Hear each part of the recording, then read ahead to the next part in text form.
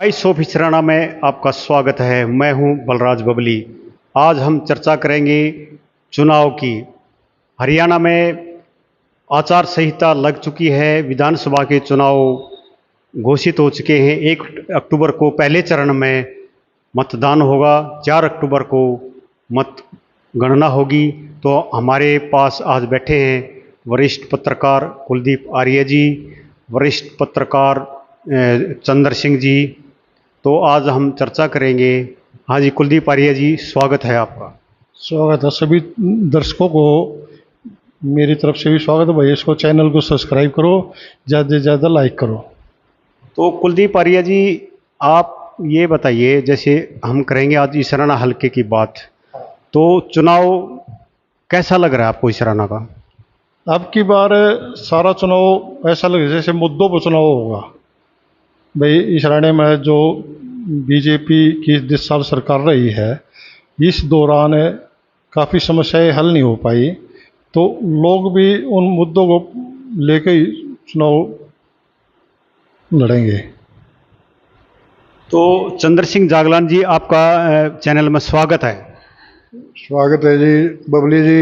मैं आपके चैनल के माध्यम से सभी दर्शकों का धन्यवाद करूंगा और अपील करूंगा कि इस चैनल को ज़्यादा से ज़्यादा सब्सक्राइब करें और अच्छी अच्छी खबरें आप इस पे आप सुनने को मिलेंगी।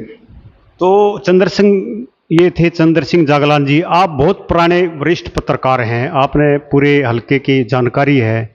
तो क्या मान रहे हैं आपकी बार इसराना हलके का चुनाव कैसे रहेगा?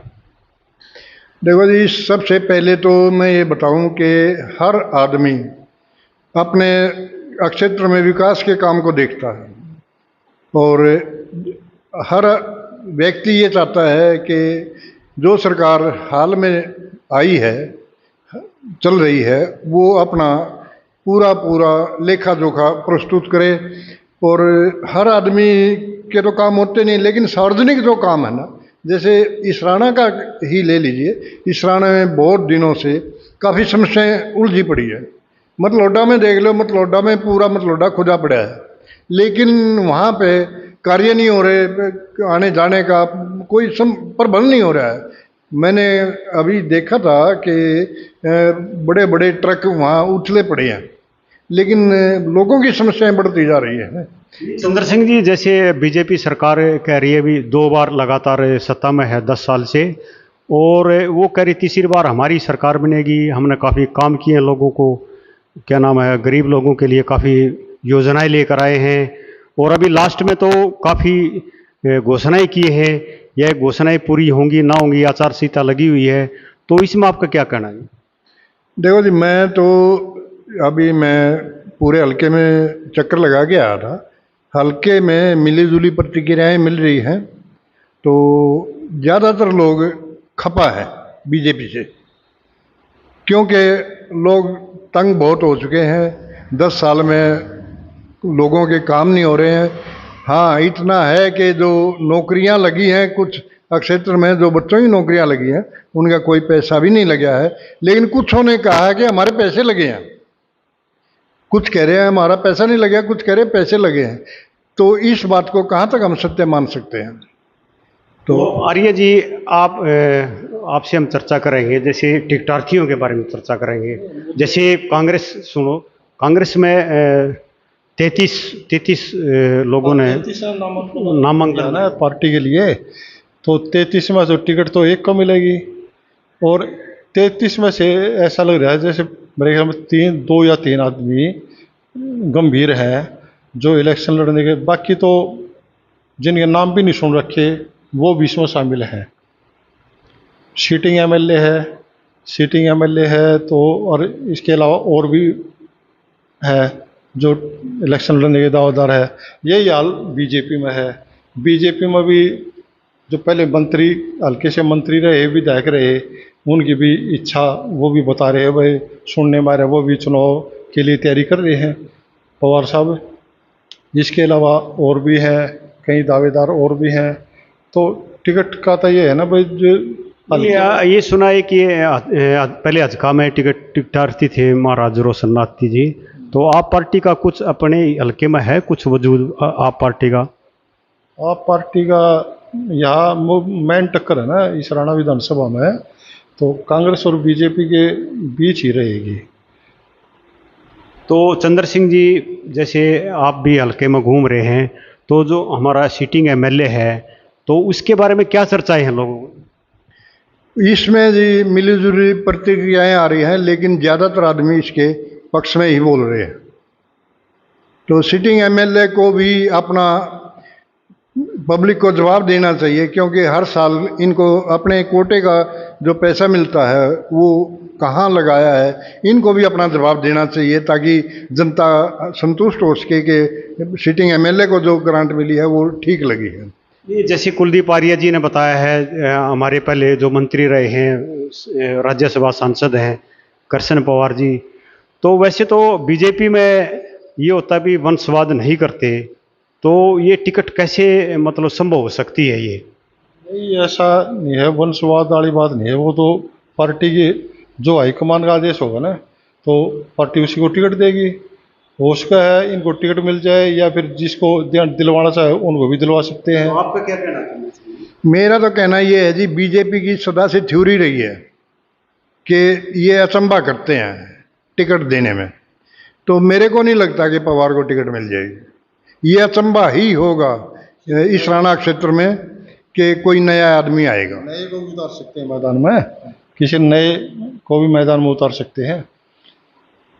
तो चंद्र सिंह जी, आपको मतलब ओवरऑल इस राणा हल्के में कैसा माहौल लग रहा है? अपने कांग्रेस की रुझान में है कि बीजेपी की में है, कैसा क्या लग रहा है? देखो जी, रुझान तो मिला जुला है, मैंने पहले भी बताया है। इस रुझान को देखते हुए कुछ किसान बेल्ट जो है ना, वो बीजेपी से नाराज चल रही है, और कम नहीं बहुत ज़्यादा नाराज है, और बीजेपी का इसमें पिछड़ता हुआ नज़र आ रहा है। मेरे अपने अनुमान के अनुसार, जो मैंने गांव में जाकर के बात की है लोगों से, इसमें बीजेपी के पक्ष में कम और कांग्रेस के पक्ष में ज़्यादा दिखाई दे रहे। कुछ लोग आम आदमी पार्टी के पक्ष में भी दिखाई दिए हैं, ये मैंने देखा है। जिधर मैं रेर कलां, धर्मगढ़, बोली, ये ददलाना इस साइड में गया हूँ मैं, सिठाना वगैरह, तो मैंने देखा है जो गरीब तबका है वो तकरीबन बीजेपी से मायूस हो चुका है, क्योंकि वो ये चाहते हैं, उनको आज तक ये जो 100 गज के प्लॉट कांग्रेस के टाइम में कटे थे, वो आज तक प्लाट नहीं दिला पाई है बीजेपी। इनको रजिस्ट्रियाँ मिल चुकी हैं, इनका इंतकाल हो चुका है, लेकिन ये प्लाट नहीं दिला पाए हैं, और ये दर दर की ठोकरें खा रहे हैं। तो मैं ये सब SC BC का जो है ना, तकरीबन तबका बीजेपी से नाराज़ हो चुका है। तो पत्रकार जी, मैं आपसे एक चर्चा करना चाहता हूँ अपनी तरफ से। जैसे कि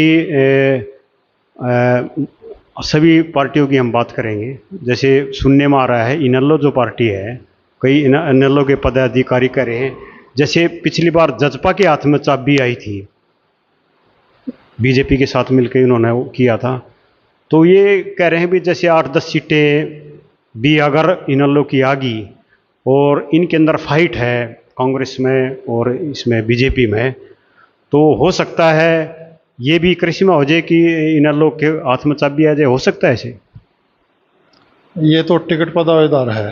अगर कौन किस को मैदान में उतारती है, कौन सी पार्टी, जब तस्वीर सामने आएगी, ऐसा कैंडिडेट हो जो प्रभावशाली हो, इससे ये भी हो जाए भाई जीतने के नज़दीक है या जीत सकता है, तो चाबी मानी जाएगी ना। तो यहाँ से भी इनेलो के 2-4 मजबूत दावेदार हैं, जैसे सरोज बाला गुर है, वो हमारे एरिया में एजुकेशन डिपार्टमेंट में रही है, वो क्या नाम है, रिटायर्ड है डिप्टी डायरेक्टर से, और वो काफ़ी दिन से लोगों से मिल भी रही है। और एक दो और हैं, जैसे वो बोदला चमार हैं, तो शायद इन 2-3 बंदों में से ही मिलेगी। तो चंद्र सिंह जी, आपका क्या कहना है इनेलो के बारे में? देखो जी, इनेलो पार्टी के बारे में यही है कि इनका जो जनाधार है वो कोशिश कर रहे हैं कि अपने को आपको ऊपर उठाने की, लेकिन उठ नहीं रहा है मेरे हिसाब से। दावेदार कई हैं, जैसे एक अजमेर सिंह पूर्व सरपंच हैं नौलथा से, राजबाला जी हैं, अच्छे उम्मीदवार हैं, ऑल आर हरियाणा में 8-10 सीटें आ सकती हैं, 10-12 सीट जैसे। अगर ये 5 सीट भी ले जाएं तो भी ये समझो कि इनका जो ग्राफ है, इनका ग्राफ जो है ना बढ़ने लगा है। अब की बार तो सीधा मुकाबला कांग्रेस और बीजेपी के मध्य ही होना है, जिसमें जेजेपी तो बिल्कुल नाम नहीं लेते लोग। लोगों से चर्चा करते हैं जेजेपी के बारे में, इक्का दुक्का हर गांव में है जेजेपी का वर्कर है, वो तो खासा नाराज हो जाता है। लेकिन कुछ लोग बिल्कुल ये चाहते हैं कि इसका तो नाम ही मत लो। नहीं, जैसे इनेलो का बसपा का समझौता भी है ना, क्या इसका कुछ असर पड़ेगा? जैसे बसपा की वोट कांग्रेस में भी काफ़ी जाती थी, तो इसका कोई समीकरण बनेगा? ऐसा लग नहीं रहा फिलहाल है। समझौता ज़रूर है, लेकिन लोग सिर्फ 2 ही मेन पार्टी को देख रहे हैं, बीजेपी और कांग्रेस। नहीं, जैसे मैं अपनी प्रतिक्रिया देता हूँ, वैसे बीजेपी से लोग नाराज़ भी हैं, किसान भी नाराज़ हैं और एम्प्लॉइज़ भी नाराज़ हैं। जब खट्टर साहब मुख्यमंत्री थे, इनकी तरफ से तो एम्प्लॉइज़ तो काफ़ी खफा थे। आंगनवाड़ी या कोई भी विभाग है, इन्होंने अपने मुद्दे उठाए, उनके साथ बदसलूकी हुई, लेकिन समझ में नहीं आ रहा कि बीजेपी फिर भी फाइट में है। और कांग्रेस का मेरा मानना है, कांग्रेस में जो गुटबाजी है अब भी है, नीचे सतर पे भी है और ऊपर वाले से। हमने ये रैलियों में देखा है, जैसे एक कैंडिडेट अगर कोई ज़्यादा आगे आ रहा तो पिछले नहीं आ रहे, तो ये गुटबाजी का भी कोई असर है ना? बिल्कुल है जी, मैंने भी देखा है हल्का इसराना में गुटबाजी है। जो व्यक्ति ऊपरले तबके तक अपनी पहचान रखते हैं वो ही गुटबाजी करने में तैयार हैं। वो चाहते हैं कि अब की बार टिकट बढ़ दी जाए, लेकिन ये तो हाईकमान के आदेश के अनुसार होगा जिसको टिकट मिलेगी। तो जब तक ये टिकट नहीं मिलती, इनकी कोशिश ये है कि सीटिंग एमएलए को दरकिनार किया जाए और कोई अच्छा नया अपना जो चाहने वाला है उसको आगे करा जाए। तो इसमें गुटबाजी में कोई नहीं कह सकता। पहले भी इस राणा हल्के में एक बार एक मोर्चा अलग से गठित हुआ था बड़ बोलेपन के कारण। ये जो साइड के जो आदमी हैं ये बड़ बोलापन जो करते हैं ना, और मैं तो ये चाहूँगा कि इस बड़ बोलेपन को त्याग करके आपस में भाईचारे से अगर ये इलेक्शन लड़ेंगे तो कांग्रेस जीत सकती है, वरना बीजेपी को कोई हरा नहीं सकता। या मैं कहूँ ये सिर्फ इनकी फूट इसको हराएगी। ये चंद्र सिंह जी का कहना है, या हमारी भी प्रतिक्रिया यही है, अगर कांग्रेस में फूट ना हो तो क्लियर आ सकती है, परंतु ये आपसी फूट के कारण ये काफ़ी नुकसान पहले भी हुआ है, पिछले इलेक्शन में भी हुआ है।